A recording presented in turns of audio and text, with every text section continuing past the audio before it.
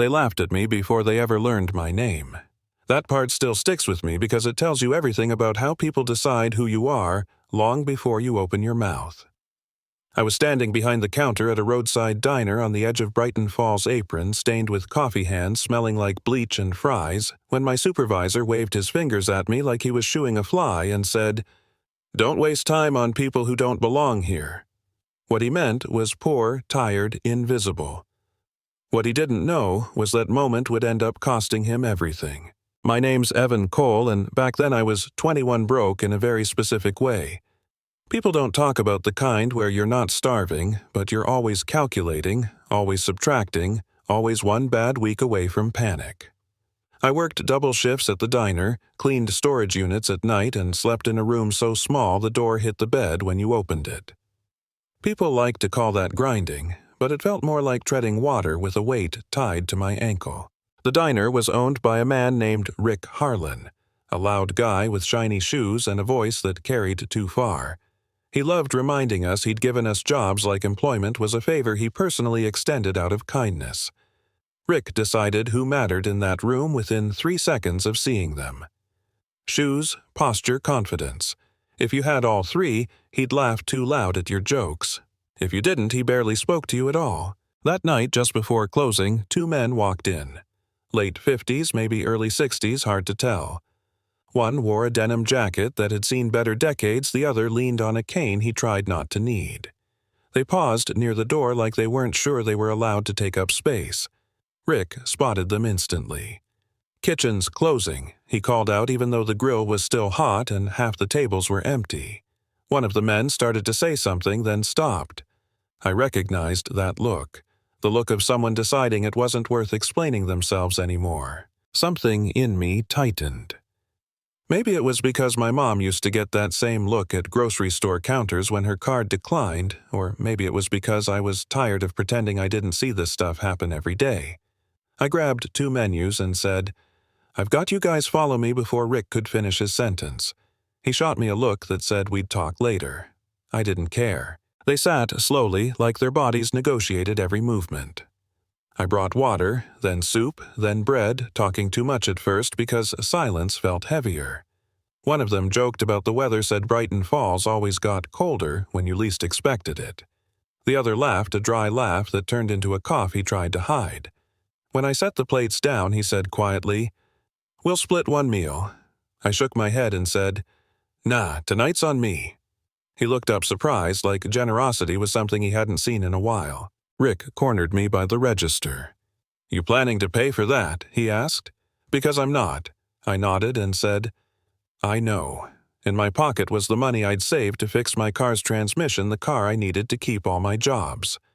I felt that familiar calculation start in my head, the what-if spiral. Then I remembered the way those guys looked when they walked in already braced for rejection. I paid the bill. The register drawer closing sounded louder than it should have. They thanked me more than once. The man with the cane squeezed my arm and said, "You didn't have to do that." I shrugged and said, "Yeah, I know." They left with leftovers wrapped carefully like they were something precious. Rick didn't yell. He just smiled tight and said, "You're not paid to make decisions." That was worse somehow. The next few days went by the same as always. Long shifts, short sleep. No sign the universe noticed what I'd done. Then, one afternoon, a woman dropped off an envelope at the diner. No return address. Inside was a handwritten note. All it said was, "Thank you for treating us like people." I folded it and stuck it in my wallet thinking that was the end of it. A week later, those same 2 men came back. This time, they looked different. Not flashy, not rich in a movie way, just put together. Clean coats, calm posture. Rick practically sprinted to greet them. "Welcome in, gentlemen," he said, voice dripping with charm. One of them smiled politely and said, "We're here to see Evan." Rick froze. I could see the math failing in his head. They asked to sit. Rick tried to hover. One of the men finally looked up and said, "We'd prefer some privacy." His tone wasn't rude, it was final. Rick backed off. The man with the cane leaned forward and said, "We owe you an explanation." He told me they ran a private investment firm focused on community redevelopment. Not charity, not publicity stunts. Quiet money. Long-term impact. They'd been traveling incognito, seeing how businesses treated people when there was nothing to gain. Most places failed, he said simply. Then they slid a folder across the table. Inside were documents I barely understood at first. A buyout agreement. Rick's signature already there. The diner, the property, the land behind it. Purchased that morning. Effective immediately, the other man said, "You're the general manager." I laughed, actually laughed, because it sounded ridiculous. "I'm not qualified," I said. "That's the point," he replied. "You're fair." Rick exploded. He stormed over face red, shouting about contracts and lawyers. One of the men stood up slowly and said, "You were paid above market value. Consider it generous."